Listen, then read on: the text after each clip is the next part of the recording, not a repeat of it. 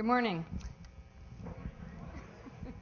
I'm Nan Jang-Stay, Dean of Environmental Affairs at Middlebury College. It's my enormous pleasure to welcome you here this morning to the final forum in the second annual symposium of the Middlebury Center for Social Entrepreneurship. And I want to extend profuse thank you to these individuals seated before us, Billy Parish, Majora Carter, Bill McKibben, and Jon Isham, who you've heard from and interacted with for the last week. For another successful symposium. Congratulations, John, Liz, Heather, Jaya, and Marianne.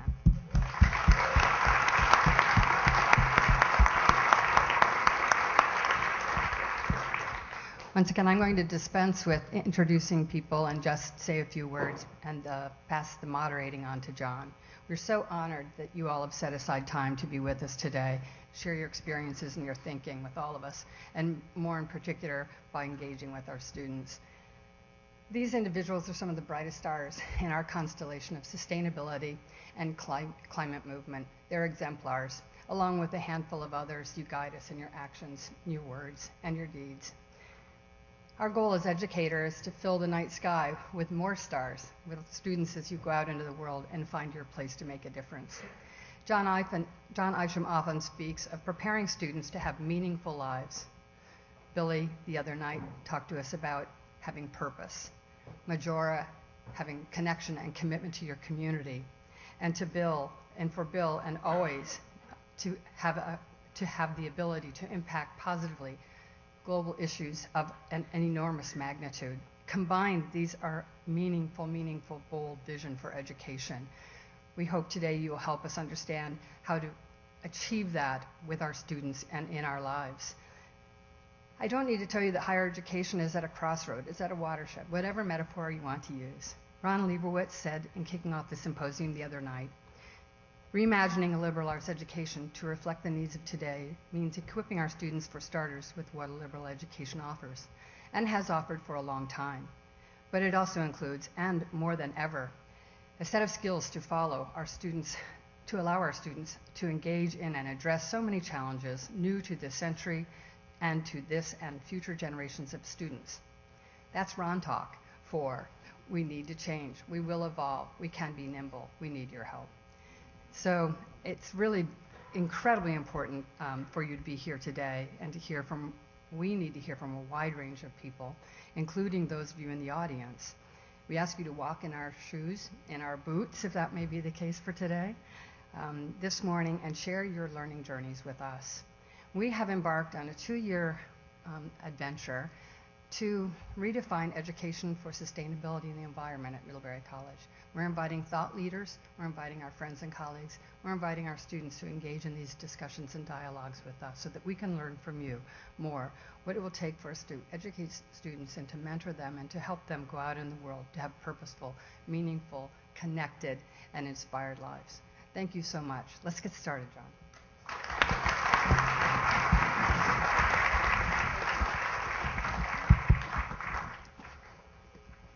Nan can't understand how perfect that metaphor of these three being in a certain constellation is for those of us who gathered this morning at the center to talk about measurement and purpose for what we're doing, but more broadly for Middlebury College and higher ed.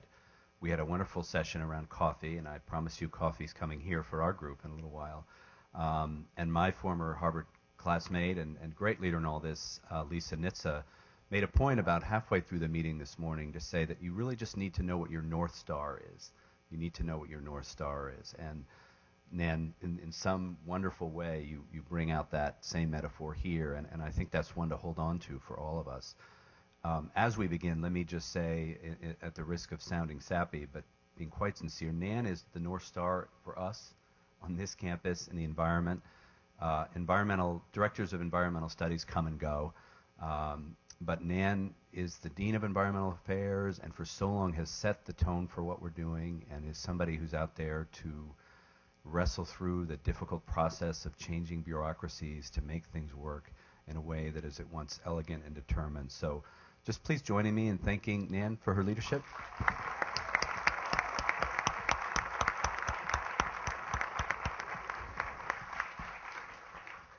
One of my favorite quotes is that education is moving towards the thing you fear. And I got to tell you, I'm going to be very educated in the next 110 minutes or so, because as spontaneous as I like to be in the classroom, I'm kind of scared about this next hour or two. I'll paraphrase Bill, who often says when he speaks here that he's most nervous in front of the home crowd. And I'm actually kind of nervous right now because I sense an amazing opportunity for all of us, this incredible crowd on a Saturday morning with this distinguished panel with us. So I want to make sure we get it right. I want to make sure we use this time really well. So as I said to Billy as we prepared, I want to count on all of you to help shape what we do and to make it work really well. We need to be a little spontaneous as we go forward somewhat, get ideas from you about how to best use this time, but let's maximize our time together.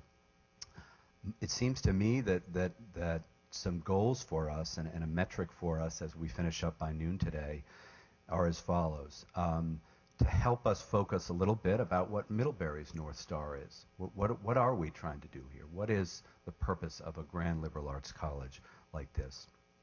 Secondly, what about environmental studies? As Nan said, we're upon our 50th anniversary in a year or two. What legacy do we want to leave for students who are to come?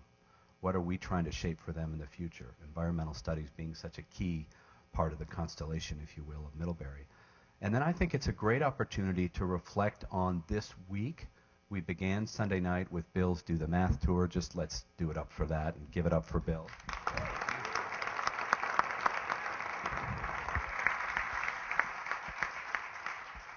We had a panel Tuesday night, which was at times confusing and confounding, and hopefully a positive one towards Middlebury's divestment right here.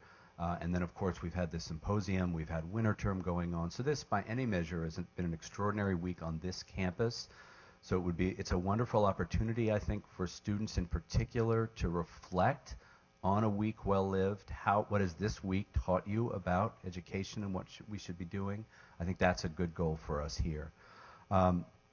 So what I'd like to do with no further ado, let me just share a couple of logistical points.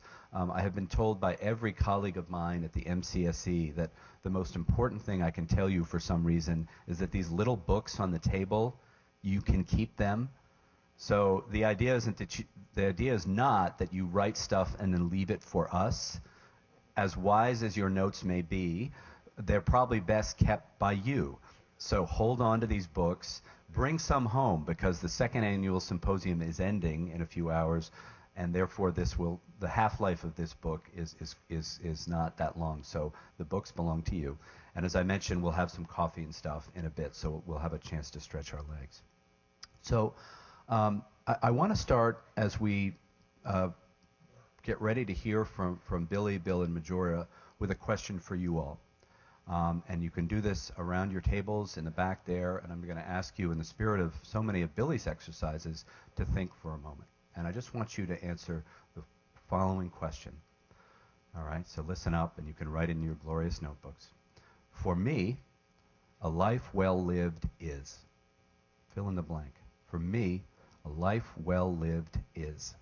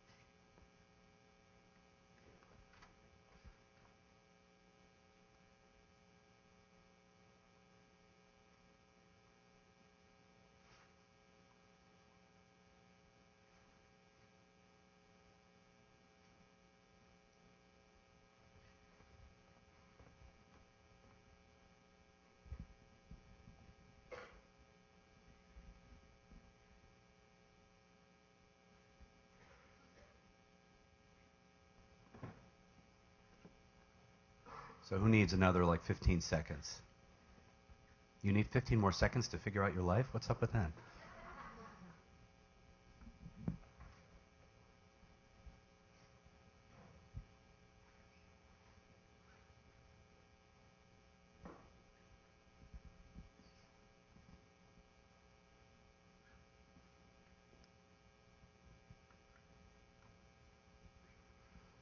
So what I'd like to do is invite some of you to share what you've written. I'd very much like to emphasize the students in the room, to be sure. And then maybe let me invite our panelists to hear what they're saying. And almost, let me just ask to jump right in and for the three of you to push us as a college community in terms of whether we're doing this well or not. You all are leading lives well lived by any measure. You inspire. You're in the mix for these 21st century challenges. As you hear what students say now, give us a push. Tell us how we can do it better. Offer your thoughts on creating this new 21st century liberal arts model. Does that make sense, Majora, Bill, and Billy? See where this goes? All right, so let's hear some thoughts. What's a life well lived? Sorry, I hope that's not too loud. This question kind of brings me back to high school a little bit. We had a thing at my school called Mr. AP, which was a male beauty pageant, and it was pretty cool. Yeah. And thank you for coming up on the stage now and illustrating. I wasn't talented enough or beautiful enough to be in it, but the kid who won, the last question was, how do you measure success? And he said that he thought that success wasn't measured by like how far you made it, but how many people you made successful along your way. So I think a life well lived is a life where obviously you advance yourself, but the more people you can advance along your way, I think that's a great way to live a life. And James Krugler thought of that.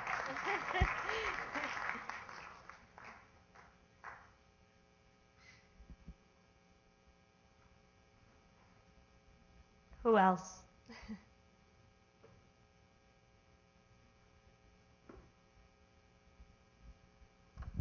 So for me, a life well lived means connecting with others in impactful ways.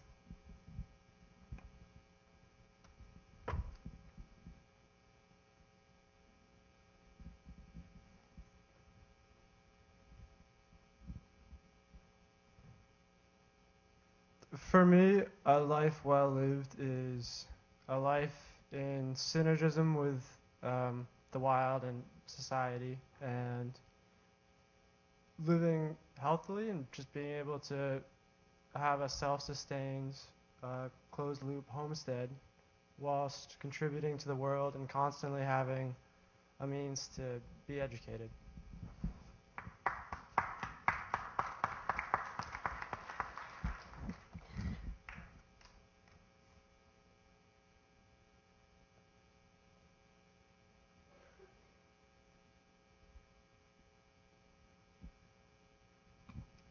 For me, the older I get, a life well lived is a life of service in which I use myself up. When I die and you ring me, there won't be a drop left.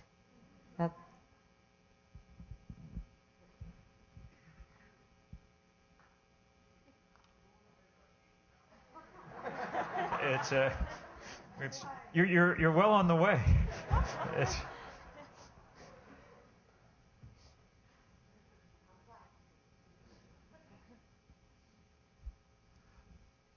Well, let me jump in for a sec. This is what's fun to hear is everybody is people sort of, I think, almost instinctive thing that it has something to do with others.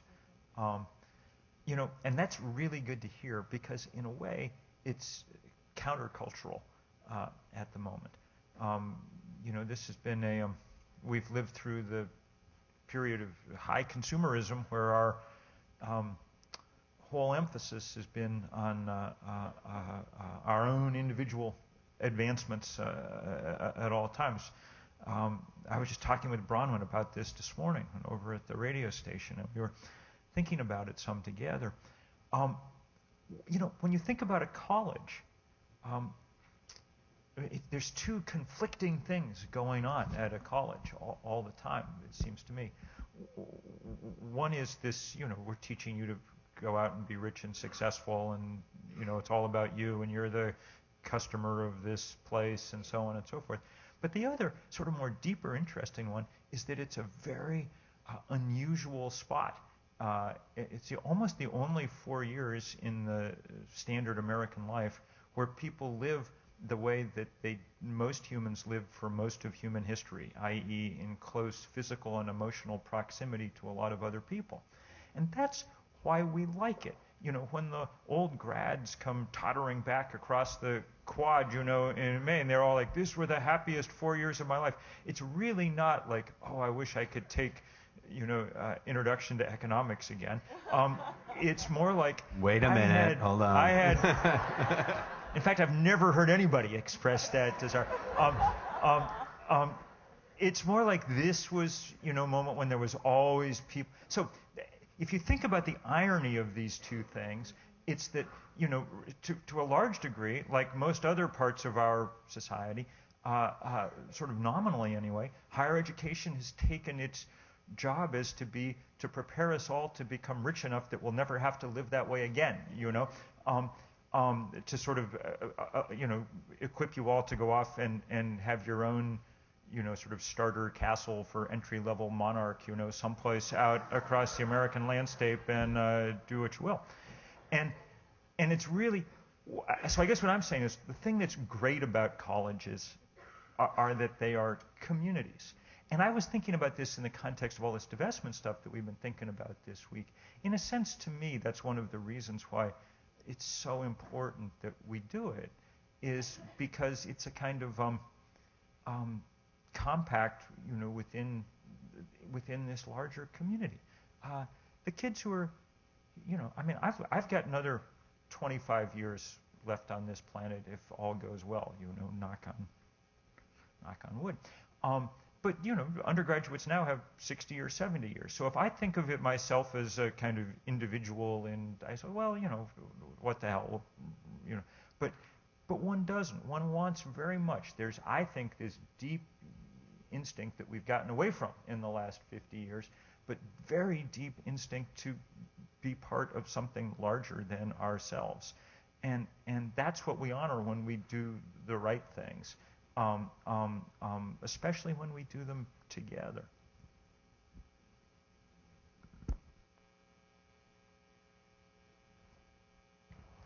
Kind of to add to that, my answer to the question is that I truly have, I have this instinct to really make a profound difference in other people's lives, and to kind of use my own power and my own education to make a better place.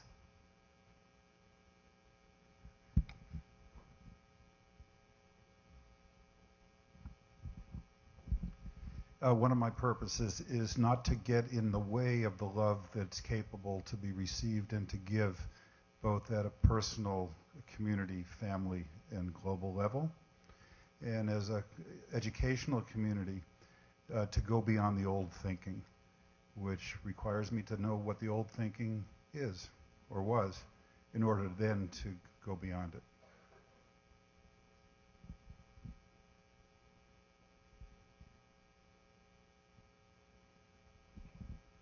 I want to offer a thought, and then Parker in a moment. But as I hear Gary use the term love, and I actually think back of a time 8 years ago when Billy visited a class that we were in the midst of, another winter term, where I put up on the screen one of the most beautiful expressions of a certain kind of love ever written, 1 Corinthians 13, that we hear all the time at weddings, but is actually in some ways transcends the kind of love that they're talking about at weddings. So that, of course, is the passage about agape. Right, the love that drove Dr. King and his colleagues in so many ways. I find that bringing that piece into the classroom focuses people on this sort of thinking of life of meaning, and those who have been taking a class with me this year know that the second part of that, the second paragraph, if you will, talks about the traits of love, being patient, not envying, not looking, to see down in others and so forth. All of those are human traits that we can aspire to. So in other words, there's nothing about that love that none of us can't do. I also think of a beautiful piece written by the environmental historian William Cronin called Only Connect. and he lists 10 characteristics of people that he feels personify the liberal arts, who are liberally educated in his term. It's a beautiful piece if you've never written it. He's the leading environmental historian as far as I can tell, and Only Connect, you can find it online.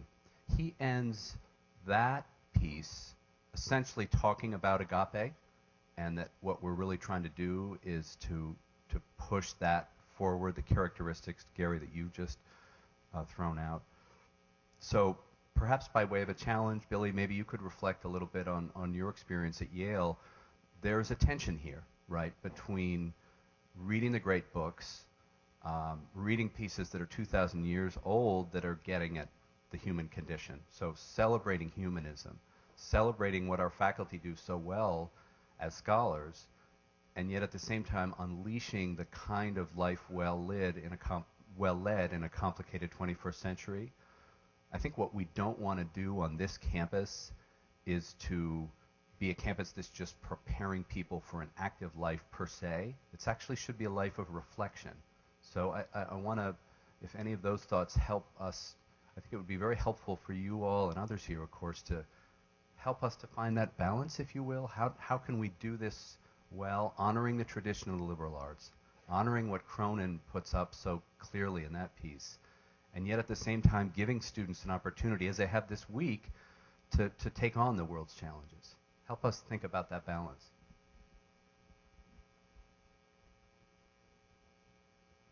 Hello. It's funny, you said in your words, John, many of the words that I was thinking about this morning. You know, I think had 3 hours with many of you over the last 48 hours talking about exactly this question of what a life of meaning is. And this morning I got another bath in. I've gotten 2 baths in here in the last 3 days, which is also part of a good life, I think. And I was trying to, you know, we live in this kind of meme world now, this digital age where, you know, I've shared many things, but I thought maybe I would try to distill it. And some of you might know Michael Pollan's famous 3-line, eat food, not too much, mostly plants thing, right? Which is good advice to eat by and live by. And I was thinking this morning in the bath about how to kind of distill down, you know, what I've learned and how I think about things. And I came up with follow your purpose with people you love, celebrate often. And then I thought in the bath, is celebrate often a sentence? Does that work? An imperative, great, okay. I wanted to check with Bill on that. And, you know, for me, there's a lot packed in there. You know, on the follow piece, for me, that partly speaks to the constant discovery that we're all always going through. You know, it is in our control to attempt to follow, but it's about, you know, sort of being open and listening and discovering and maybe not being too deterministic or being open to it changing. We write a lot Dev and I wrote a lot in Making Good about this idea of a nonlinear career path. And it changes. You know, my mom was a lawyer in the general counsel's office at Columbia University growing up. And now she's a hospice chaplain and is very happy doing that work. And, you know, she has followed her purpose over time. And, you know, I hope to do the same. With people you love, I think the other night I said, build with the best. And the best is, you know, one way to think about it. But I was, you know, reflecting that it actually one of the reasons I continue to do the work and I'm happy doing the work is that I work with people I love. And everyone that I work with at Mosaic, all the people that I'm building this movement with, I feel that love, and that touches on what Jon was talking about, and I think that's really important. And then this celebration piece, there is a lot of hard things out there, as we all know. There are a lot of exponential curves going in the wrong direction, but there are also so many beautiful things and so many success stories and so many victories we have as a movement and as individuals. And one of the things when we were starting Energy Action Coalition, and our first big campaign was the Campus Climate Challenge, and we were working to make schools models of the sustainable future we wanted to see. And we encouraged the students to run campaigns initially that they could win, and they could build off of and build off of and build off of, and to celebrate as often as possible. And that was one of the things that made the Energy Action Coalition really work in the beginning. We brought all these different people together, and part of how we did that was we had great parties, and people kind of fell in love with each other, and that was an important part of what bonded us together. And I got some actually really good life and parenting advice from a coach that I work with the other day, that I've been having trouble with my 5-year-old. She's testing the limits. She's pushing us and whining, which is really annoying. And I've been focused on that. I've been kind of giving her a hard time about whining and calling it out and trying to correct that behavior, and got some very good advice to stop doing that. And to celebrate her and appreciate her and love her and acknowledge her and call out the behavior that I do like, and not to name the behavior I don't like. And to do that with my team at Mosaic as well, to celebrate and acknowledge and give credit and love, and then that breeds more of the things that you are celebrating. So maybe I'll stop with that. Majora, I saw you nodding at the very least when Billy talked about small victories. Share us your perspective on where we are in the conversation right now, if you would.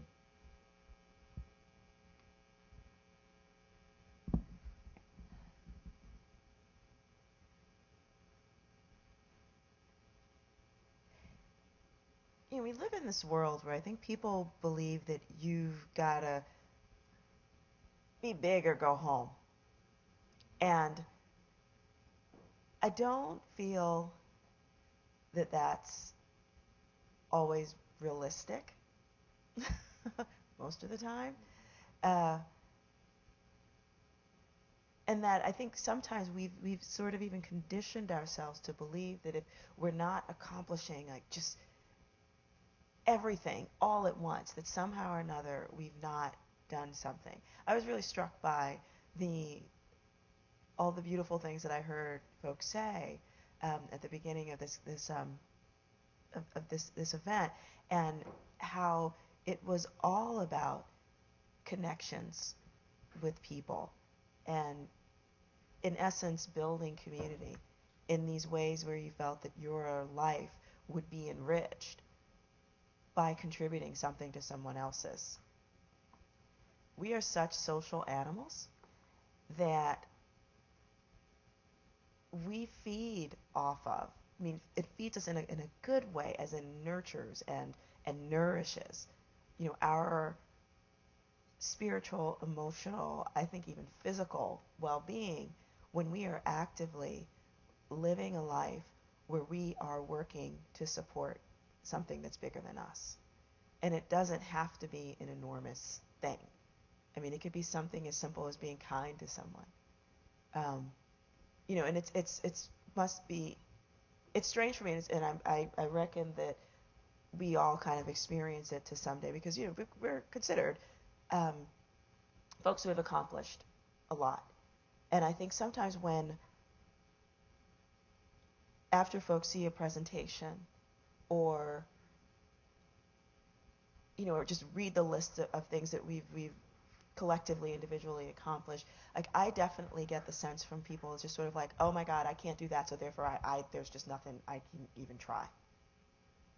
And that makes me more sad than anything, because it makes me believe that people feel as though that they don't have anything to contribute. Everybody does, in one way, shape, or form, and you just have to be open to doing it.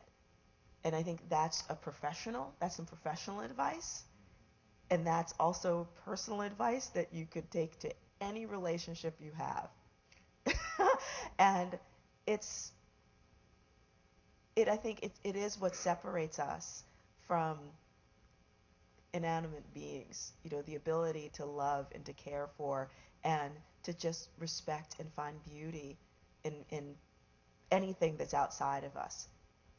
And we need to find that all those things in ourselves too, because then it becomes easier to see it in other people. But I do think that it's just so important for us to, when you are just living a life of just trying to do something good, that in and of itself is a victory over all the dark forces that are in this world, and that you're contributing something to it. It's really that simple. I'd just love to see a show of hands of faculty in the room, people who teach, broadly defined. That's great. And I might, if I could, turn to one particular faculty member now who's visiting on winter term, Amy Franklin. I'm about to put you on the spot, Amy. She's doing really good work in her class on helping students to reflect, as we've heard really from all of you, particularly along that sort of spectrum in terms of acting. There can't be any doubt that Middlebury students, so many of the students in this room from elsewhere too, are good at doing stuff, but maybe aren't grounded as much in that reflection that makes that much more whole. So Amy, could you share a little bit there? I think what you're doing is so interesting with the students. Thanks. So I first need to say I have a very small sample size. I have 6 students in my class, and the class is titled From the Inside Out, Nurturing the Skills of Peacetime. And it's basically about developing the skills of self-awareness, self-direction, and self-management. And from this very small sample, but I also have 4 children that are children in the same groups as the students here for the most part, I would say that what we noticed is that they were very strong on self-navigation. They were really able to know how to get from A to 7. They know how to get where they need to go. And they are directed. So they're both self-managing and self-directed. And less self-aware. And as an educator, I would say that's been our responsibility as educators, that we're reaping what we harvest. We want kids to do what we think they should do. And we set goals for them, and they set those goals for themselves, and they're very capable of doing that. And I don't think we often enough say, what's your deep joy? And all of us in the room probably know that this is a process that takes our whole lives, where this pursuit of who am I, what's my calling, what's my importance, what is my unique gift that I can offer to the world, is a process that we go through throughout our lives. And it speaks to the diversity. I think about nature, we've realized that if you cut out the wolves, you got a problem. That every bit, the wolf is not the same as the hare, and they all matter with equal importance. And so Muhammad Yunus says, we all come with those gifts, and we don't all get the chance to unpack them. And many of us in this room have had the chance to, in Maslow's hierarchy, meet those basic needs. And are we also in higher education and in elementary and secondary education asking, what is your gift? What do you like? What do you not like? What are you good at? What are you not good at? Thanks.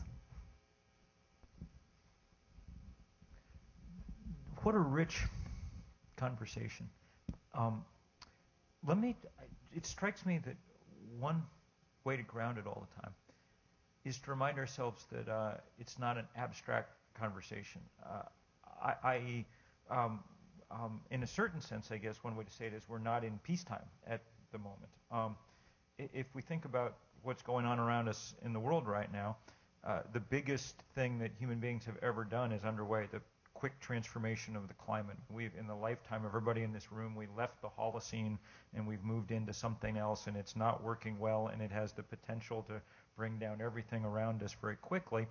And it's operating at this point on its own timetable more than on ours, i.e. physics is calling the dance here, not political reality, not anything else. I mean, we have to figure out how to deal with this. It is, in a sense, as if we have to figure out a war. So we're in a war and have to fight it, in a sense. So that argues, it strikes me in a couple of ways. One is for a certain amount of unity, i.e. if we don't get a lot of people going in more or less the same direction, then the odds are very slim that we'll do anything. And it also calls for a certain kind of ambition, too, because physics has set the bar high and we have to meet it. And so we have to be doing all kinds of things, but they have to be in some sort of unison. I say this just to reflect on the work that, for sort of Middlebury students, for the work that we started 6 years ago at 350.org with myself and seven Middlebury seniors. And when we started 350.org, I mean, we had no money and we had no, organization or anything like that. And we had 7 students, and it was, I mean, at some level, it was ludicrous. We basically said, okay, there are 7 continents, so each one of us is going to have to take one, okay? And the guy who got the Antarctic, John Warnow, had to do the internet too. That was, sort of his thing. But a year later, we had 5,200 simultaneous rallies in 181 countries, and CNN called it the most widespread day of political action in the planet's history. And the reason that we were able to do it was because we took our job figuring out how to let everybody else come together to do something. Could we figure out a sort of platform that worked across the world? That's why it was called 350.org and not some more inspiring name, because Arabic numerals cross language boundaries, so it let us work all over the world. That's why we set it up to be, wherever you are, whether you're in a country that's pouring carbon into the air or a country that's suffering the effects, you can play in this at the same time. That's why we didn't worry at all about intellectual property, sort of just the opposite, open things as broadly and widely as we could. So I think that there's this, that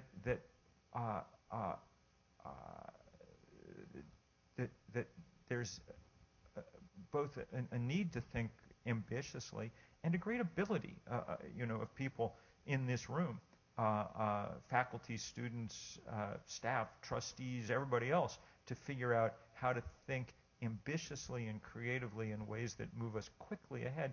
And one of the parts of that is not spending an immense amount of time feeling that each one of us has to reinvent the wheel over and over again. If somebody's got something good going, then go help them. Don't start a new thing all over again just because it more perfectly expresses your own absolute, inner whatever. Help, because that's how, things get done, and we have to get some things done.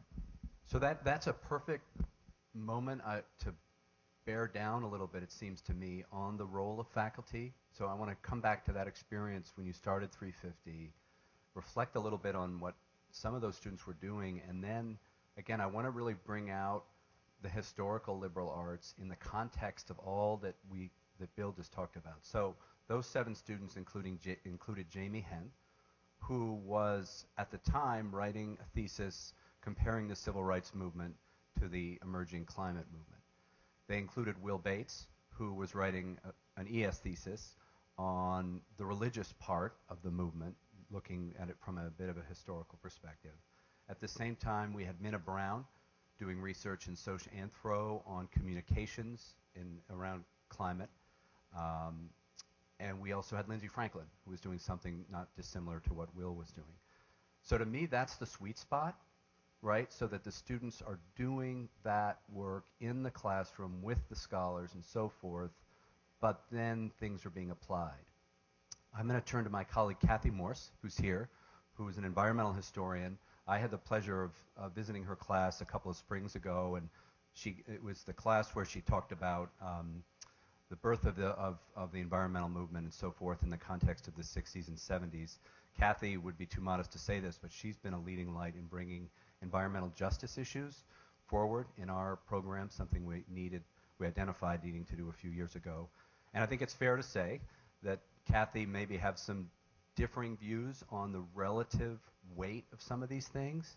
So Kathy, could I ask you to sort of share how you view your role as a historian in the classroom, and then honestly how you view all these cross currents about preparing students for a life of meaning? Just an easy question, I know.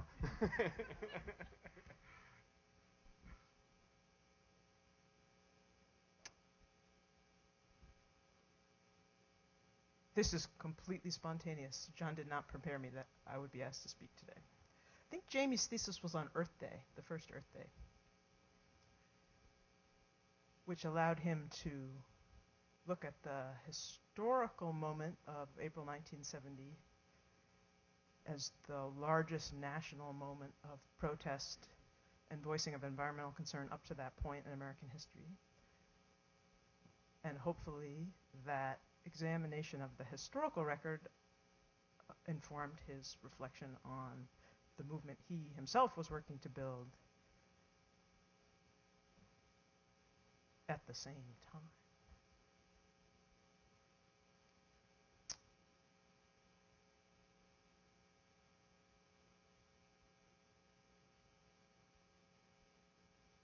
There certainly is a productive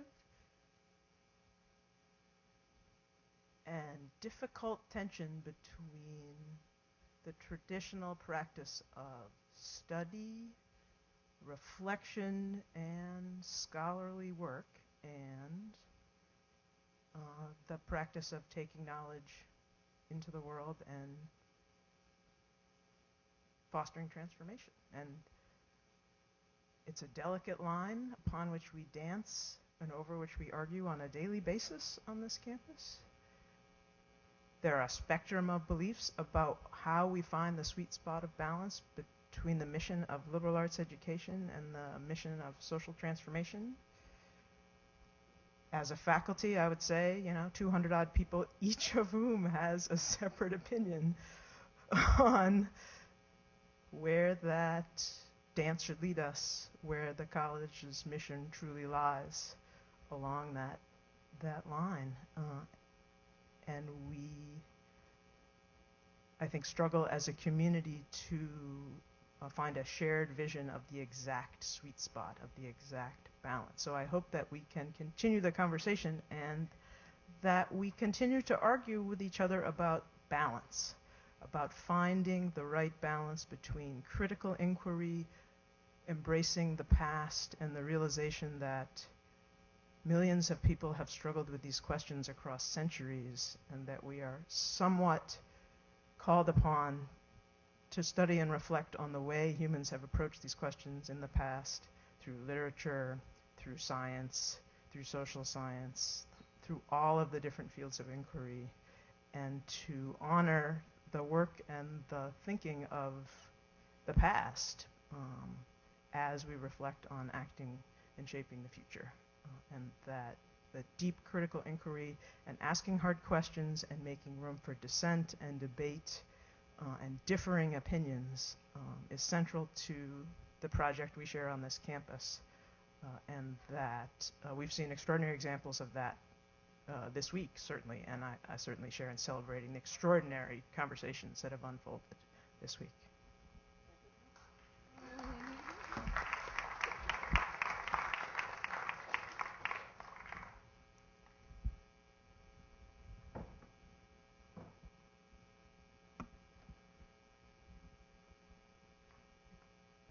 So hi everybody, I'm Crystal. I teach in the dance program, and I just kept hearing the word dance, so I thought maybe I should say something.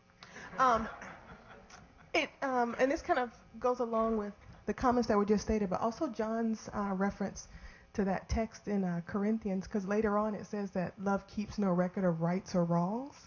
And that goes back to figuring out what the historical context of the changes that we want to make are.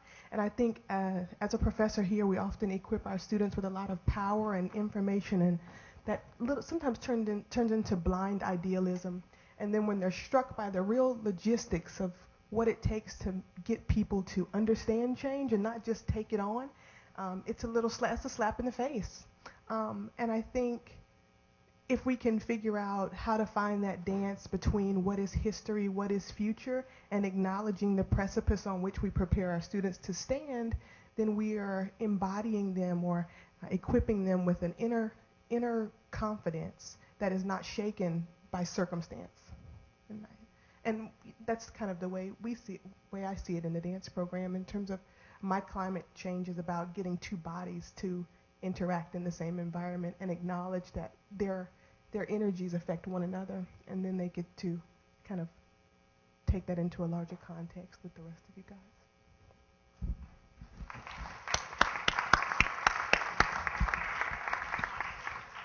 Majora, you've known Crystal, as I understand it, for a few years, so this is your opportunity on record just to let's make it clear why Crystal not only has to get tenure here, but has to be a leading light here. Could you? I mean, you're being filmed right now.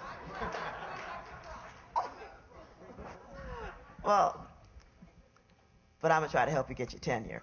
So it's just that simple. But yeah, I met Crystal because what she's talking about in terms of how do you get two bodies to sort of be in an environment and create something even more beautiful. Now there are two of them in the same place. That is what her work, as a theory and a practice does. And I've seen her perform. I've seen her choreography. It is that incredible. So if you've not taken her classes, you really should be in her program. But to that point, and also, I'm sorry, I've forgotten your name, the professor who just spoke. I'm sorry? Kathy. That we do need to have the hard conversations. The fact that environmentalism, as it was often thought of, did sort of seem, very, the mainstream at least, didn't seem like it took into account many of the things I know that you were teaching, and really brought to the fore, within this institution itself, that there are people involved in environmental issues in particular, and that there are race and class dynamics that play out, in it that are incredibly hurtful to, obviously, the planet, but first to the people who have to deal with the impacts, and most initially. So,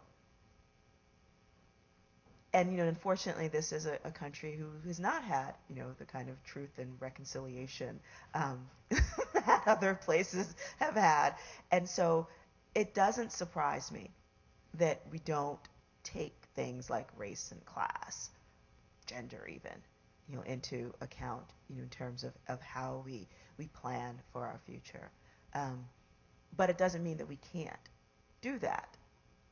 It just, and so, being in a place like Middlebury, and I was just at a breakfast with some of the students here, and she's from Washington Heights, so I can't remember her name because I really suck at names. I apologize. But, there you go, Alice. So there you go.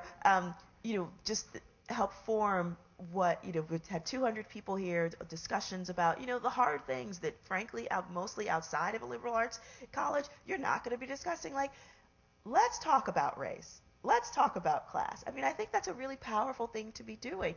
And being, being in a place where you have, I think, both the luxury as well as, I think, being in an insulated environment where you could talk about the hard things and do it in a way that's respectful, and knowing that what you want to get out of it is actually real healing is a beautiful, beautiful thing. And I don't see that happens often enough, but I do feel that when folks want to do it, it can happen. can absolutely happen. It takes a lot of courage, clearly, but I think at the end of it, you're going to get something out of it that is just so powerful. And everybody, fire can refine you if you put yourself through it. As I'm not saying it's going to be easy, but I do think that it's a powerful, message that we could send if more people engaged. And just to bring this absolutely full circle, since everybody was talking about Jamie Henn and Kathy in particular, he's in the middle right now, sort of leading the planning for what will be probably the biggest environmental rally in D.C. anyway since the first Earth Day, February 17th, and we hope some of you will be there. And many of the lessons that he learned writing that thesis, I think, are it's no accident that he made sure that the three groups that made the call together for people to come to D.C. were the Sierra Club, our oldest environmental group, 350, sort of most international environmental group, and the Hip Hop Caucus, our completely dear friend Reverend Lennox Yearwood, who's just just fantastic, and precisely the example of who wasn't there 40 years ago. This can be more fun than that was, and more going forward. So Kathy's absolutely right. I mean, these things. I mean, that's why we come here to learn a lot of stuff, and then we come here to figure out the sort of social skills too we need to make those things work. One of the things that I mean, everybody knows it, but we don't think about it sometimes. The learning that goes on in classrooms is incredibly important, and so is the learning that goes on in the 80% of the time that you're at college that you're not in the classroom, because what you're learning is how to if beyond like how to drink too much beer and things, what you're learning is how to work with other people in some really serious way, and that's what it's about. So I'm going to jump in, a beautiful segue to something that I think is really important happening on this campus right now, and it echoes, Billy, what you talked about a couple of nights ago when the Energy Action Coalition was coming to be. You and others deliberately said we're going to reach out to other groups. You mentioned that in the end you achieved a much greater amalgamation around class and race lines and so forth. And just to echoing what Majora said, you said that was really hard, the kind of seminars and workshops you led that really forced people to think about who they are, issues of privilege and so forth.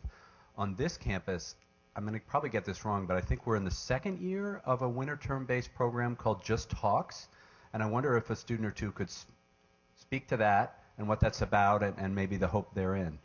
It's a great example, it seems to me, of learning outside the classroom, but complementing what's going on in the classroom.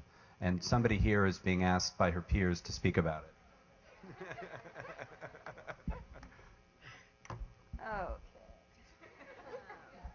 Okay, but I'm also going to call a few other people out to help me, Alex and Bronwyn maybe. And you guys, you're all here. Okay.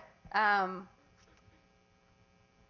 it's the first year. I guess last Saturday was the event. And it was basically... the idea was just to create more dialogue, to give people a place to just discuss things that are often left out of the classroom. Race, gender, class, et cetera, et cetera. And we really did just give people a space to do that. And we got to know who was in the room. And then we broke out into smaller groups just to have these discussions. Alex, I'm coming to you with the mic. Yeah, just echoing what Carly said. We formed this idea with the thought that these discussions aren't happening on an institutional level, and they're so important. And people really do have a lot to say, as we saw last Saturday. Even with a group, that's kind of self-selected, interested in these issues, maybe talks about them already. There's just so much great stuff we can learn from each other, like Bill was saying, outside of the classroom, talking about these things. Yeah, that's all.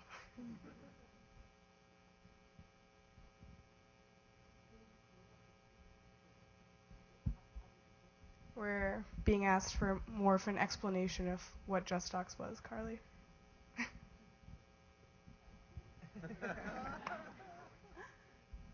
So I'm being asked if it was a course. It's not a course. It was an event. So the hope is that it becomes mandatory for all freshmen in their first J term. We're still working out those details, but the idea is that basically we come in and we form these friend groups that can be somewhat superficial on your freshman hall. You stick with these people for the rest of your career here, and maybe they're not the people you want to be with. Maybe they are. Then that's great. But we want to give people a chance to meet other people they might not meet, maybe on their sports team or something like that, and kind of catch it early in their first J term. Right, and also the idea that, like I mentioned before, often these events about race, class, gender are, attended by the same people, often because people who aren't there haven't had the opportunity to go to these events. Maybe they are peer pressured out of going to things that they're interested in. So by making it mandatory, you'll have a whole freshman class there, very diverse group of people with completely different experiences, everyone being able to have the opportunity to have these conversations with each other.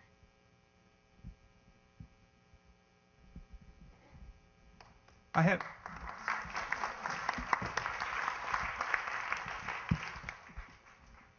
been trying to listen carefully to one word to come out of the conversation, and I haven't heard it yet, and so I apologize if somebody said it and I missed it. And that was the first word I wrote down in response to the prompt question, and that's integrity. And for me, a life well lived is one that's lived with integrity to one's core values. And for me as an educator, it's not my job to tell you what you should believe. I'm not here to instill my core values in you. My job is to help you figure out what your core values are. And I think that's really important, that we not necessarily tell people what to believe, but we help them figure out for themselves what their own core values are and what integrity means to me and means to you. So I'd be curious to what you all think of that word integrity.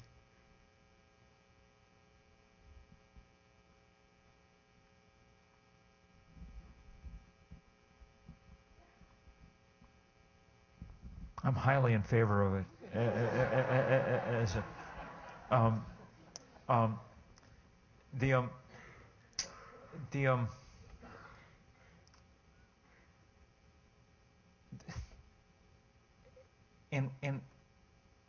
And I don't think that it's only an individual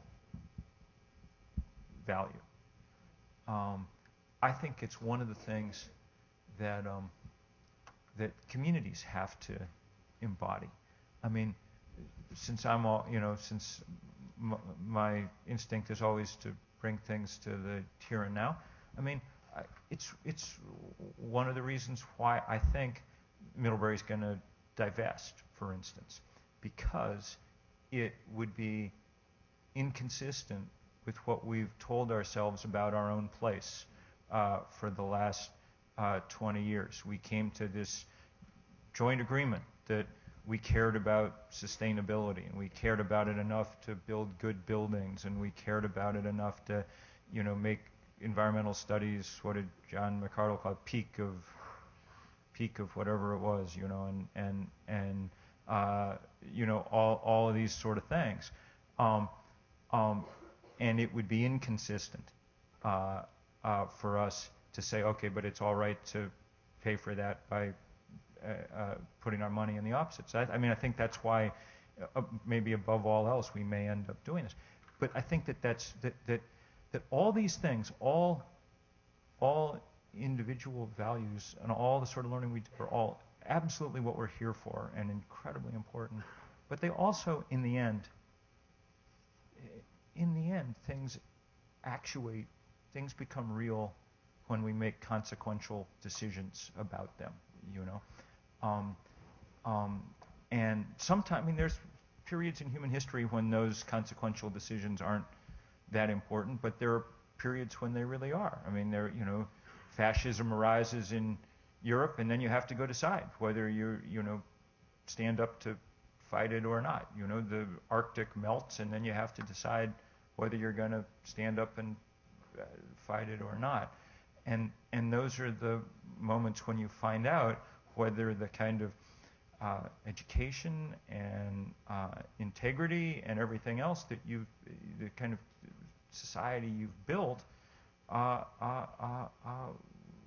been built in the right way. If you are able to, if those things matter in the end, because that's what tests are.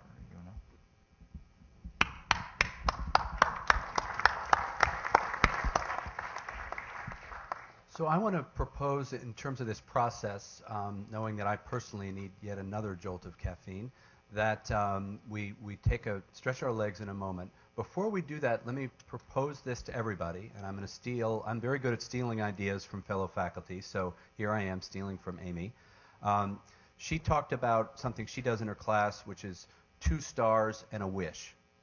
So you sort of say, these are 2 great things that are going on right now. This is something I would wish might change a little bit. So as you're stretching your legs, getting your coffee, let's reconvene as quickly as we can, let's say 10 minutes at most. Please reflect on this and listen carefully. The background is that Nan Jenks Jay teaches us in environmental studies that the key is outside of the classroom, inside the classroom. Taking it back outside the classroom, what did you learn in that internship, taking it to your independent research. So that wonderful kind of dialectic in and out of the classroom. At its best, that's the kind of learning I think we all want. So if all of you could just do sort of your own version of 2 stars and a wish on that. Maybe, for example, current Middlebury students could say, this winter term, this is a great example of that process that Nan describes. In and out of the classroom, I'm learning about X. If you're not doing winter term right now, reflect on your own experience learning in a high school or long ago at a place like Middlebury. This is when it happened for me. And then let's engage some of that, as well as some wishes, some times where you wish there had been more of it. Maybe we faculty, Carly, could do a better job taking what you all are creating in Just Talks and bringing it a little more into the classroom. So let's talk about some wishes there. I think if we start with that in no more than 10 minutes, that'll give us some nice time together. And then I want to make sure we just get as much as we can from the 3 of you in terms of sharing where you're at, what we might be thinking about, and celebrating just being together. Does that make sense? So no more than 10 minutes. Let's reconvene here. And already, thank you for a great start. The moment, maybe in the last week or so, where you've seen the inside and outside in the classroom kind of learning just come together in this dialectic fashion, and you've found your own North Star in the process. Let's get a few examples of that. Hey, my name's Marcelo, and one of my stars is that I don't see the school standards as a limit.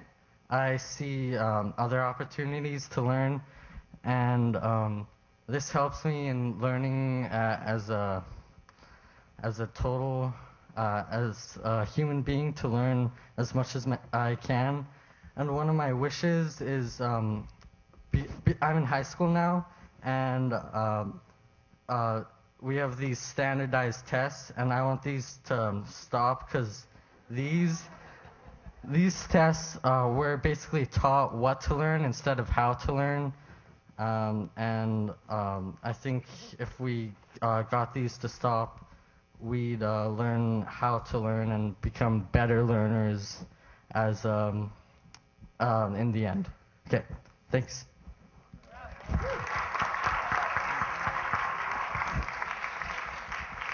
Marcelo, I hereby grant you admission to Middlebury College.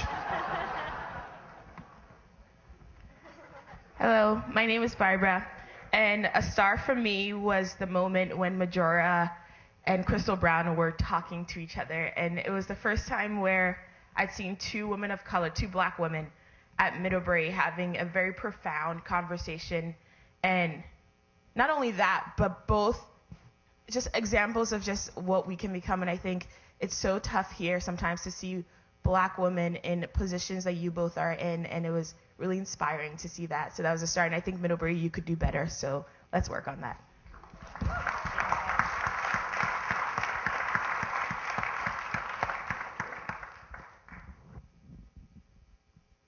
For me, a star in the past few weeks has been in Jon Isham's Social Entrepreneurship class. We've been talking about models of social change. And that really illuminated for me that there are different models of social change, and that change happens by different ways. And sometimes you can't even know which model brought about a social change, but different people are all viewing it at the same time. And that's been super relevant to me outside the classroom working on divestment of fossil fuels at Middlebury, because there's a lot of people here with different ideas of how that should happen and exactly what it should look like. And it's allowed me to view with a lot more acceptance the different ways people are going about that, and just see that they're just trying to pursue their model of social change. And if I pursue mine also, and in complete acceptance of theirs, and even try to facilitate theirs, then together we're going to end up making it happen one way or another.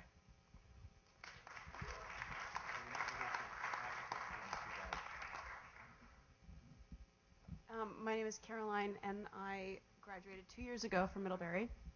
A star for me is seeing everybody in this room. I was involved with the project on creativity and innovation early on, and it's really profound to see everyone here today and to see this having become such part of the Middlebury community. That's a real testament to the people who had this up, Liz and John and Marianne and Jessica and Heather, having done such great work. And I think a wish for me is to be able to take this back home with me to where I am now in a job that is completely unrelated to social enterprise right now, and try and keep incorporating these things into the environment that I'm in at this moment in my life.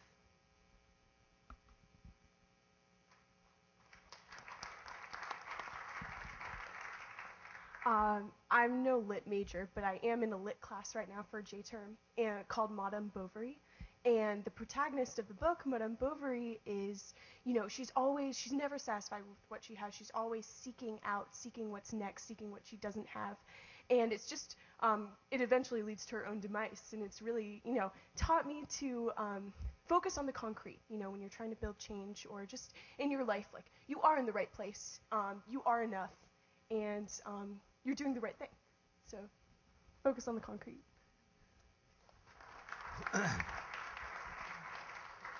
Now we're going to hear from a student from Haverford.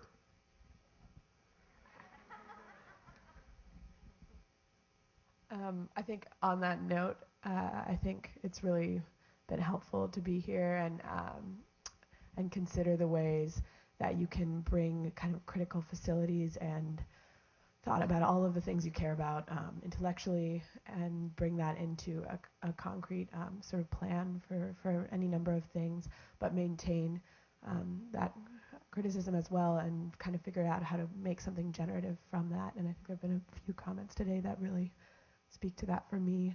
And kind of also, I think there have been some mention, I think last night, Majora, you mentioned self-care. I thought that was definitely a star for me, because I think that's so important in any kind of work you do, of kind of maintaining positivity and warmth between people. And I think the concentration on community between people as well as a mode of change in a concrete way when you're trying to make a greater change is also a really beautiful thing. So thank you, everyone.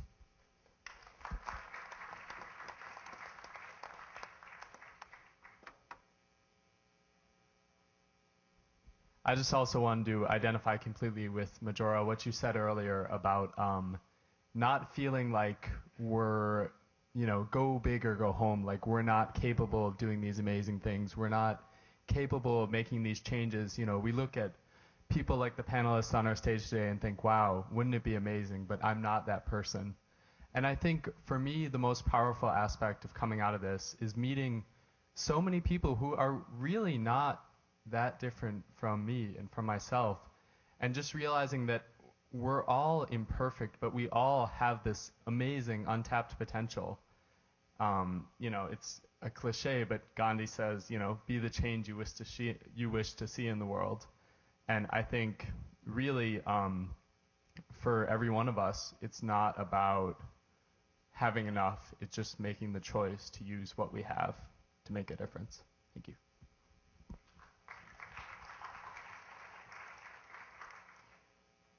Hi, I'm Kate, and I'm a student in the mid-core class this J-term. And the whole week we were working on projects related to social issues in Addison County. And then last night I was at the community supper at the First Congregational Church in town, and it's, you know, a cold night, and then there was so much warmth in that church, serving up that food to those people who were in need, and then you know, hearing their stories, hearing about their week. And so that was like, for me, it was this incredible, you know, bringing together of all that I'd been working on in the week, and then having it culminate in this meal that we all shared. So it's wonderful.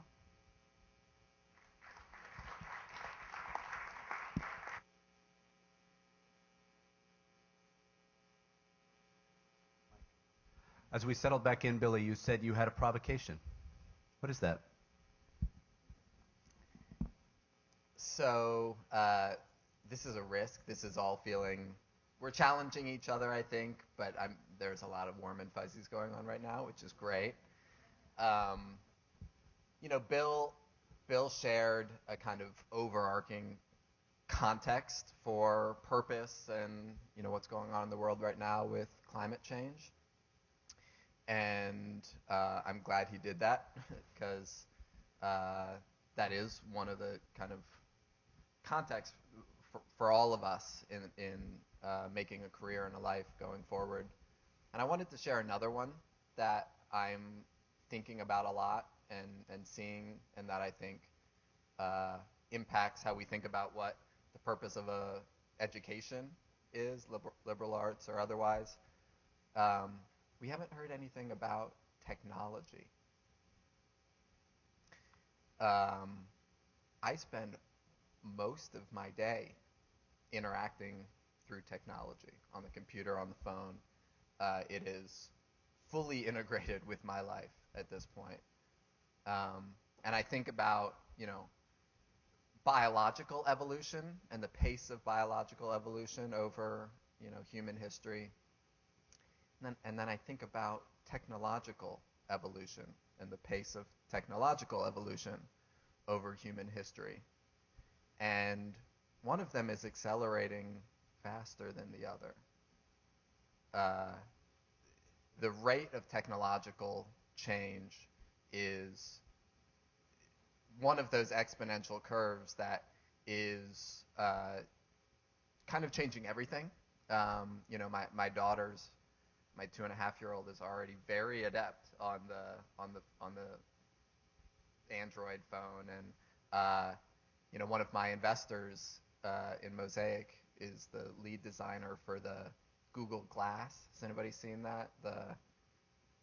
You're living with glasses that are computers that tell you how to see the world, and that is, you know, I was talking to Rory the other night about work he's doing about mapping our economic systems and layering that over GIS, and we are just scratching the surface of where this is going.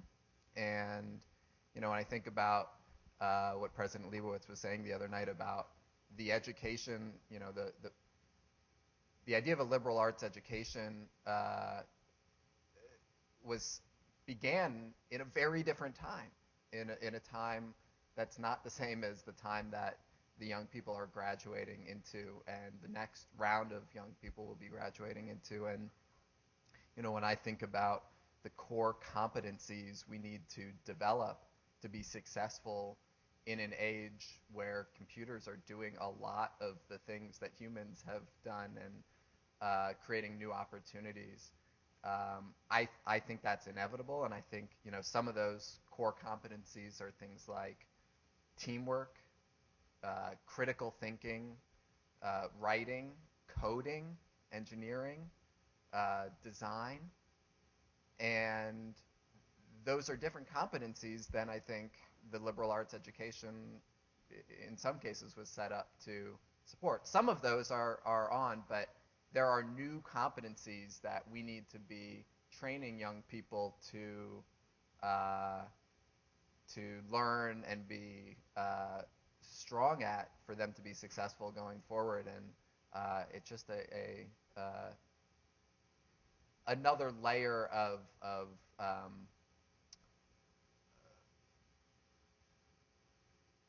context that I wanted to add into the conversation. see if folks had reactions to that.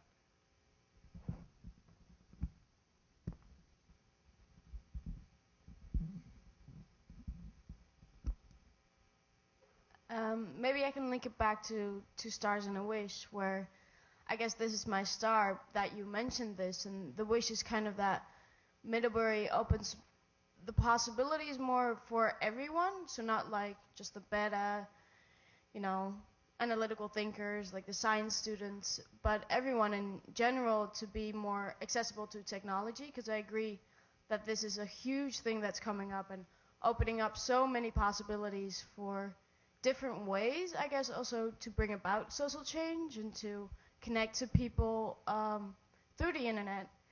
And that I've noticed in Middlebury that people are kind of, like, just the general student is kind of afraid of technology, kind of afraid to, like, figure out how their computer works or how to get more into, like, different, into the internet and how to connect to people in that way. And especially women, I have to say, which I find saddening. And I guess that's a wish for me, for Middlebury, to kind of explore that path more. So I have a question that I think will kind of tie in environmental movement as well as, myself living a meaningful life and how the school can fit into that picture as a liberal arts college. Because I think we all agree that global warming is a pressing issue. And even though as an environmental science student I recognize that, it's very difficult for me to change my own behaviors. And I think that a lot of you may agree. And technology we've seen can help in allowing us to not change our behaviors, but to limit our impact on the environment. Think about catalytic converters in cars, or residential solar panels that make it easy to continue the lifestyles that we lead while limiting our resources. And so how do you guys think that Middlebury College, can fit into that as a school, with a lot of kids with a lot of privilege and a lot of intellectual, stimulants, but without, a real strong engineering program, without a lot of classes that are leading us to be people who can, create new technologies that'll help us limit our impact on the environment. Yeah. Great points, but I don't see, look, we are, very much a consumer, consumption-based society, and I don't see us moving too far away from that, just realistically. Some people will, and amen, God bless them. But I don't see that being the way of the world. So I do think that the future is going to be, and how do we create models that allow it to work? And obviously technology is going to be an enormous tool in that direction. The question for me, and to the young lady's point about how are we going to make sure that lots of people, women, communities of color, are also going to be able to engage in that. That is the question. So that, because with anything, you want more diversity to feed innovation. And when you lose diversity, you get less innovation. So I want all the best minds from everywhere to be able to be thinking about what are the challenges that we're dealing with. And the challenge is we got a lot of folks with a lot more products that we want to see powered, and we want to go places, and we want to eat certain things no matter where they're from, and they're not always local. How do we do all these things and still have a planet? And I think that these are obviously huge challenges, but we also have huge amounts of creativity and brilliance, as long as we can create the infrastructure so people can learn to do it. That's why we're really pushing, bridging the digital divide, and it's a bizarre divide because, frankly, people in poor communities, they use technology at ridiculous amounts. Everybody's got a smartphone, okay? You can learn to code with a smartphone. I know, because little kids in the high school within walking distance from my house have done it. And these are the things we're teaching them to do so that they actually can be the real innovators of the world. so that they're like looking at Billy's work and going, oh my goodness, like we could do stuff like that too, because they've got the tools to do so. And that's what's really exciting, that they're out there, creating these models that I'm hoping, and I'm hopeful that it's going to become normal for this generation to be considered the problem solvers of our very serious problems. Not just, playing with technology because it's there and you can do Facebook, but clearly these are valuable tools. And also to someone else's point, so many of the major software development companies, believe it or not, they're not. Some of the one that we're actually actively working with to come to the South Bronx actually right now, because the way they train many of their developers, they don't care if they've got computer science degrees or engineering degrees, because they feel they can teach people how to do the whole UI UX experience. They can teach them how to do that, but they cannot teach them unless they have it within themselves. Like, do they have the desire to create, to be really innovative? That's something that you either have or you don't. So you can create, we can give new opportunities to people, but frankly, many of the developers that are out there want to teach other people to be developers without, not necessarily with CS degrees. So that's just something that we're hearing all the time. So you could be an environmental science major and be working in technology. And I wouldn't. I mean, one thing I wouldn't worry about at Middlebury is that it lacks an engineering focus. That's all right. There are. I mean, at this point, it's lack of engineering solutions is not our problem.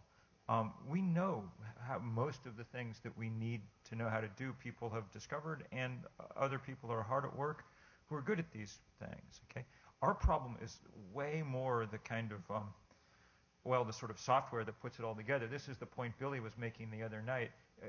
We got solar panels stacked up in warehouses 10 deep now across China and the U.S. We just don't have people who figured out how to put in place the series of regulations, laws, financing schemes, whatever, to get them up on people's roofs. Those are tasks that people with a liberal arts education are particularly good at explaining how to change. But it does go back to this overarching technology question that Billy raised that I think is really important. I think one of the ways which he raised it is, he might have been sort of trying to get at is, powerful as some of these tools are, they're also enfeebling in other ways, i.e. you spend your whole freaking life looking at the screen, I mean, I spend more than half my life on a task that did not exist, 15 years ago, answering email. Sometimes I just feel like I'm playing ping pong, all day long, and it gets in the way, among other things, of actually thinking. And it also gets in the way of connecting with other people. So just to offer one reflection on it, 350.org was really the first open source internet age sort of big campaign of its kind around the world. And by the way, around the world is right. You get to the very poorest places now in the entire world. I mean, you're way back and beyond. And they have A, cell phones, and B, way better cell phone connections than, say, Ripton. The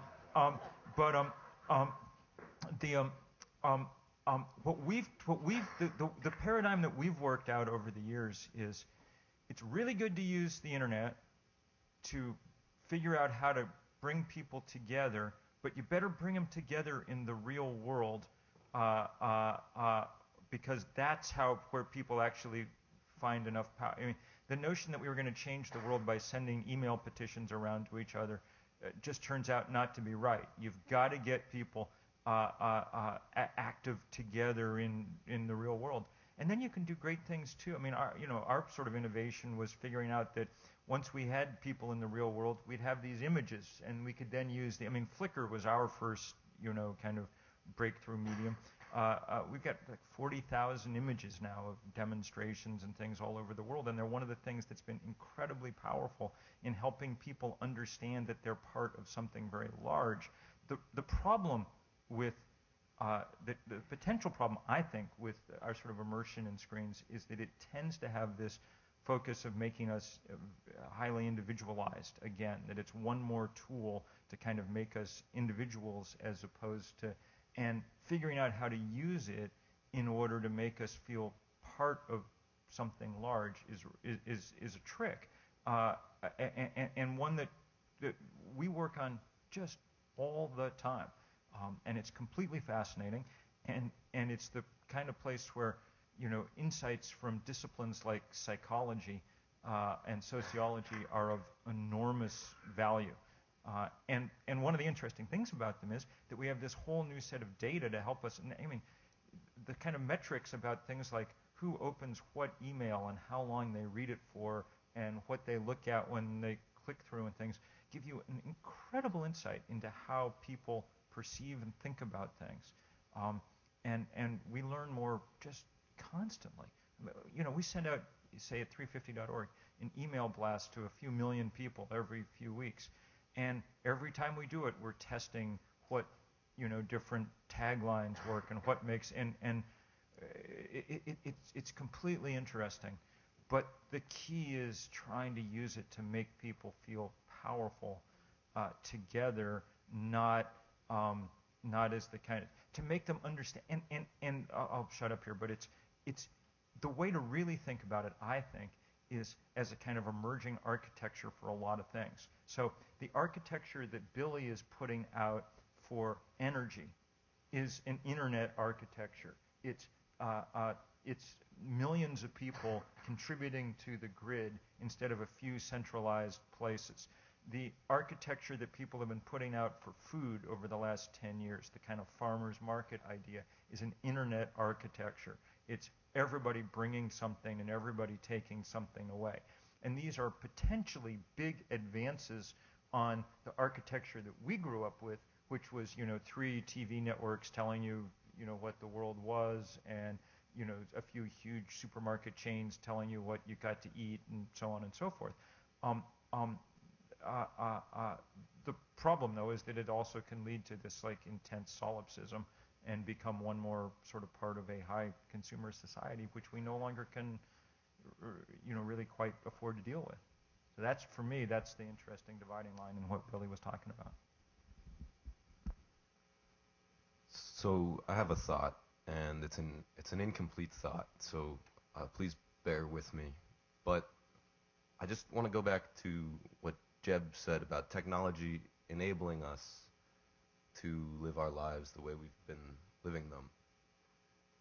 And it makes me think of this Robert Pirsig quote from Zen and the Art of Motorcycle Maintenance. So I'm going to read it, just a section of it, and then I have some thoughts.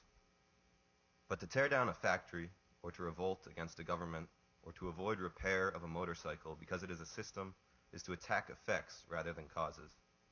And as long as the attack is upon effects only, no change is possible. The true system, the real system, is our present construction of systematic thought itself, rationality itself.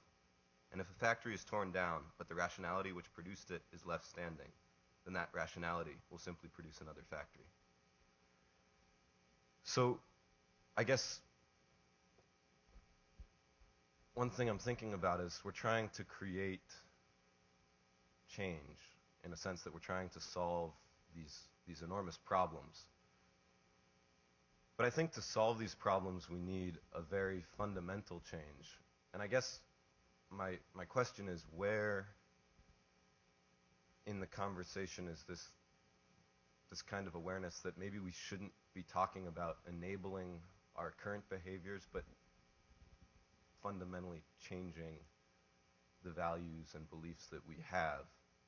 And I think we were getting to it earlier today when we were talking about love and community, and that is sort of a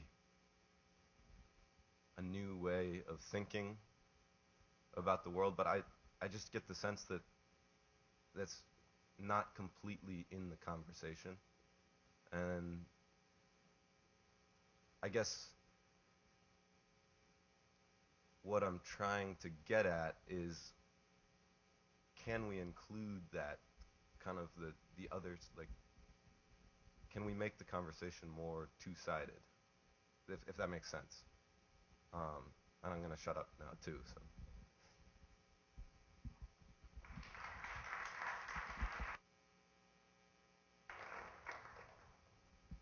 I think it is in the conversation. Because again, as much as I would love And I think many of us in this room would love to be able to say that we can go back to a simpler time and, we're not going to be a consumerist society anymore. I think we can all agree that that's not going to happen. It's not. I mean, believe me, I think it would be, I think probably all of us in this room do everything that we possibly can. We can compost, we can buy, from local growers, we can do a whole bunch of things. And then there's other things just because of the way that things that are just completely outside of our control, how we move around in so many cases, there's not a whole lot that we can do about it. However, I do think that if we can be really strategic about how we are trying to impact and create new systems that do allow folks to live their lives in ways that have not only not a negative impact, but a positive impact on how we lead our lives, and that actually does produce in people, I think, their own capacity, improves in them their capacity to be generous, to be kind, to be loving, and you're doing that with the integrity of your own operations and what it is you're trying to build, whatever it is you're doing. So that you are creating that as an impact. Look, I don't think that we're going to be able to stop climate change. I don't think we're going to be able to stop poverty completely. I don't think we're going to be able, to stop some of the environmental damage and a whole bunch of the other things that we're doing. I wish, believe me, no, obviously that's what we all want, but every single step of progress that we take toward those goals is a good one. And I don't want us to give up hope about the progress that we are making, because quite frankly, I do believe that the perfect is the enemy of the good. And if we only start thinking that there's just this one idealized version of what the world needs to be to get there, then we're not going to go anywhere. And that's of some concern to me. So I'm just saying, just do something and get something done, and just understand you are bringing people along and up with you as you do it, and you're making an impact. I want to add to that. Because this is talking too much. I want to add to that for a minute, just because this is something that I think about an awful lot. And Majora kind of talked about this in passing last night. When someone said, we need to dismantle capitalism before we can get where we're going, or, there's a lot of things that might be or might not be helpful. The point of trying to do social change in an effective way is always to try to do as much as you can, but not bite off so much that it becomes pointless. If your goal is, we're going to, we can't do anything until we've got everybody in America agreed on a kind of nature-based religion, that would make it easier, okay? And then but that's not going to happen in a relevant time frame. So let's figure out how we build a faith-based environmental movement, say, that uses the scriptures we've got to work with to go to work. Now, the point is always pushing as hard as you can and being as strategic as you can. So, the one reason that we go after fossil fuel, okay, is not just because it's an industry that pours a lot of carbon into the atmosphere, though that's the key problem. It's also that if you were actually able to make a dent in the biggest enterprise in human history, then you would have a lot of knock-on effects that followed from it.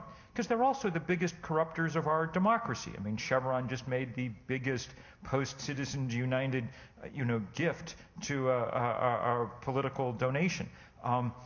They're also, the reason that we have the agricultural system that we have more than anything else is because of the immense amount of cheap energy that has, caused that kind of on and on and on. So you want to be strategic. You want to pick the places where you make as much fight as you can with what you're doing.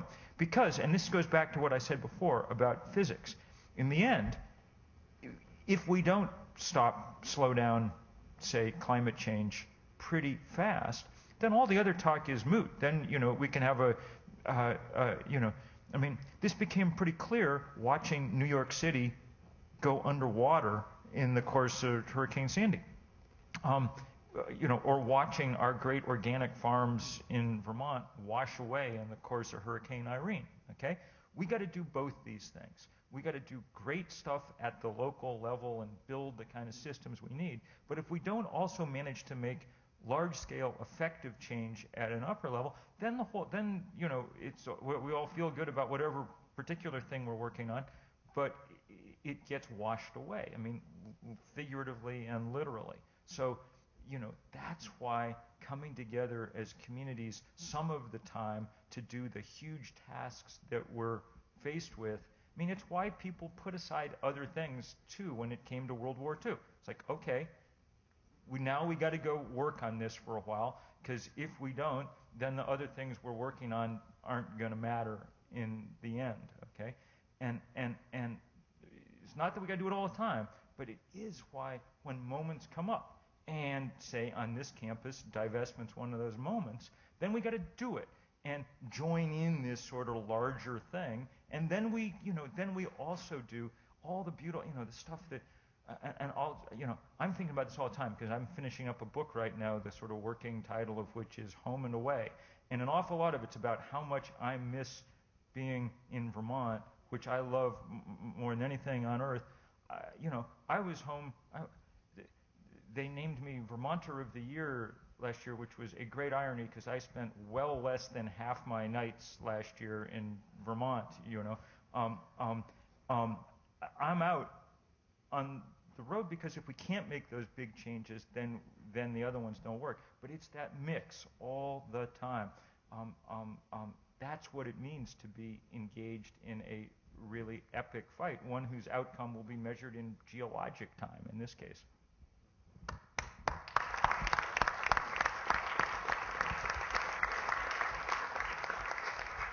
So I have to say that, as I mentioned a couple hours ago, I really was. I didn't know. I thought, oh my God, how are we going to fill up these 2 hours? I'm the moderator. Maybe people will just be looking at me and saying, what are we? We could go another hour or two, but we're not. We have to end. So just as we finish up, I just want to reflect on one thing that Will said so nicely, and the responses too. As environmentalists and as teachers of environmental studies, we want you to think by way of systems. So we talk about ecosystems, for example.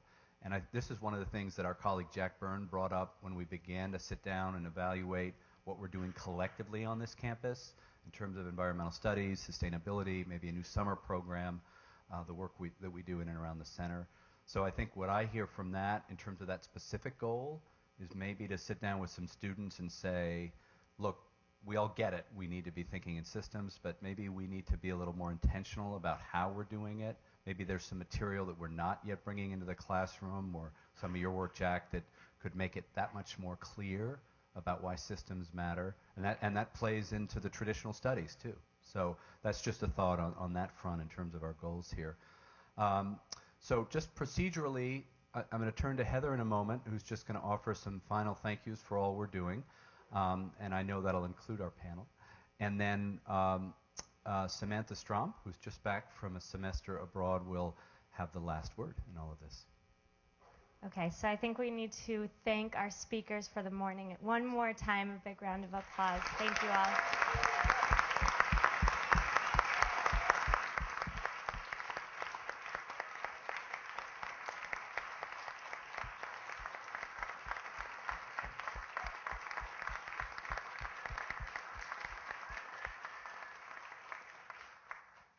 And I also want to recognize our workshop facilitators who are here. If you can just stand up, if you presented yesterday afternoon, thank you so much for taking your time to be with us.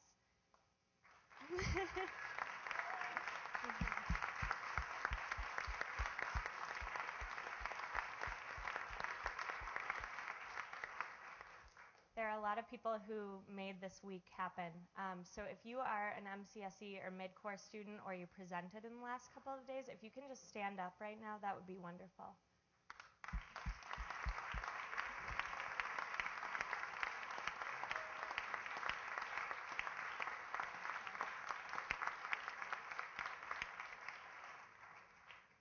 And that includes the Outsiders group who presented yesterday. Thank you, Barbara. And if you are a volunteer intern that made this happen, please stand up. We want to recognize the PCI interns. Thank you.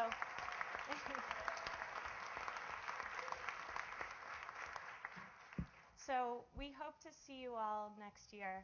This is an annual symposium. We're not sure what the theme will be yet, but you can look forward to 3 solid days of programming next year again. We also have a spring speaker series every Friday of the spring semester. I think we're starting actually in March. You can join us. It's for everyone to come. So if it interests you or piques your interest, come and join us. Am I missing anything else? Okay. Thank you so much, all of you, for contributing and being here.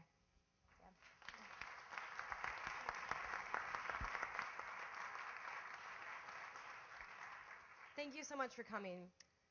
I wanted to touch on something that Bill sort of started to get to, but we haven't really talked about so much, is personal happiness. So when John first asked the question, what's a life well lived, I wrote down helping people and being happy. And everyone, I think, today can agree that they all really want to help people, and that you 3 have been so inspiring and have really done something great in the field of helping people. And I think being happy sometimes gets left out of that conversation. And I know at Middlebury, we all want to be like you, and these talks just make me want to, like, one day I'm going to be so cool that I talk at Middlebury and be as awesome as you. And we all work so hard all the time, and it's sort of like we get in this mindset that we have to be productive every single second of every single day. And I've realized that over 4 years, that's made me kind of miserable sometimes. And that sometimes, like, the importance of just laying in my bed and watching a TV show on Netflix and then just being like, next. So I'm wondering, as 3 people who are exemplars of helping people, you have any practical and sort of insightful tips on how to be happy, and is that even possible? And and especially something you said, like, Majora, you said you don't have to be sort of the leader. And so is it hard being the name, like being Bill McKibben? Is it harder to... Is it hard to, because there's so much pressure on you, and is it sort of easier to be that support character, because then can you sort of work a more 9 to 5, or like, you know, just sort of tips on how to balance your life and not go crazy being a workaholic?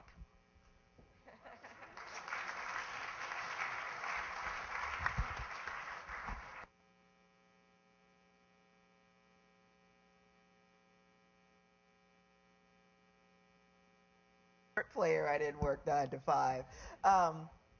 But I absolutely agree with you. Being happy, it is the most, you just have to be it. I mean, well, you know, you don't have to do anything, but I find that it's much more fun to live life that way. And, you know, look, I probably don't spend as much time checking my emails as I should. You know, I miss all sorts of things, and things just drop. And you know what? I have to live with that. I'm sorry. It's just, that's life in the fast lane, babe. And, you know, I forgive myself, which is a huge thing that I had to learn how to do. It's like, I'm going to disappoint people. I'm going to disappoint myself even.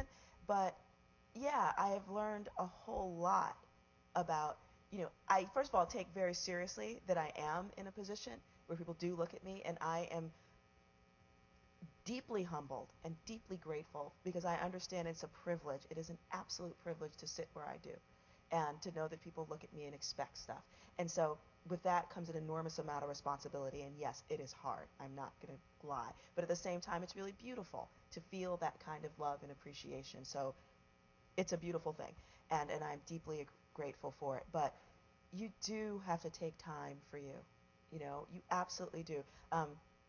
And I was telling some folks last night, this year I lost about 25 pounds, and I'm really excited about it. I feel like totally hot and really, really good. I do, you know, and but it was basically, I had to do that for my health. Seriously, it's like, you know what?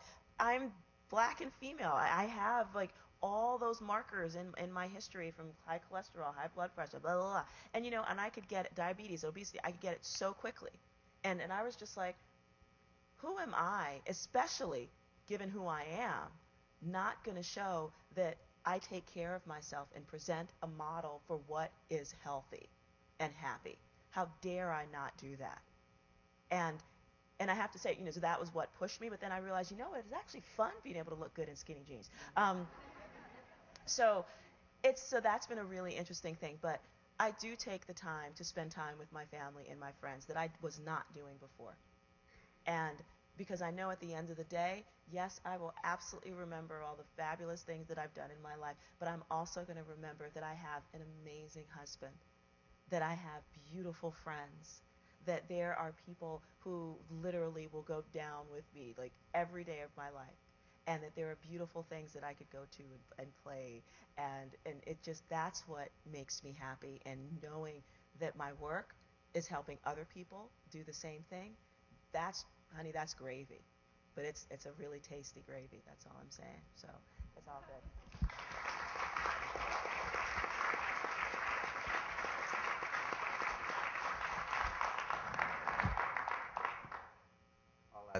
That was perfect. So I'll just add 2 small thoughts on top. I got to know Majora very well as part of a year-long leadership development program called Rockwood. And the program was called Leadership from the Inside Out. And, I think that reflects certainly how I think about it, that I'm not going to be effective in my work out in the world if I'm not strong from within. And that gets to that self-care piece. I've tried it. It didn't work. I burned out after Energy Action Coalition, and because I wasn't taking care of myself. And the second thing I'll add is, at the end of your question or provocation, you use the word balance. And I used that word a lot for a while in thinking about how to balance these things, but balance is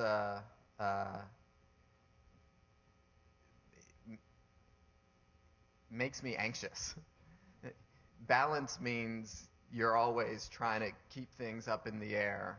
And a different way I've started to think about this is design, is life design. And, I have a very detailed work plan that incorporates the different ways I want to spend my time. And a lot of it is with my family. And some of it is hiking, and some of it is reading. And so, in exercise you might try is to, you can make a flower with just, however many petals that represent the different types of things you like to do. Color code it, and then design your life around how much you want to spend in each of those categories. Color code, try color coding a calendar by that. I want to spend half an hour every morning meditating. Build that, design that into your life. I spend evenings having dinner with my family. That's important to me. Color code that into your calendar. So maybe just a little reframe from balance to design can take some of that juggling that I think makes me at least anxious out of the equation. I'll just add that as soon as I found out that Majora and Billy were coming, the only email I immediately wrote and said, you guys have to come after this panel's done. We're going skiing up at Reichert in the afternoon, so you'll come, right? And they were like, oh, we're there. So that, that's the next highlight of the day for us anyway. Important. Get outside. And you know what? One of the since we've talked a lot about all the other important, about the fact that environmentalism we've now all come to realize is about human beings and on and on and on, it also is sometimes important just to get out into the natural world too. If for no other reason, then it's a nice effective reminder that you are actually a very small part of something very large, which is a very good thing to be reminded of constantly, because it takes some of the pressure off at some level. I mean, in some other ways it adds to the pressure, I suppose, because part of our job is to figure out how to make sure that big system keeps going, which it may not. But it also is just a good reminder to look up at the night sky and think, yeah, well, you know what, such is such, and on we go. I'm reminded of words we heard often a year ago when we were here with Bill Drayton, the founder of Ashoka and the first recipient of our Vision Award.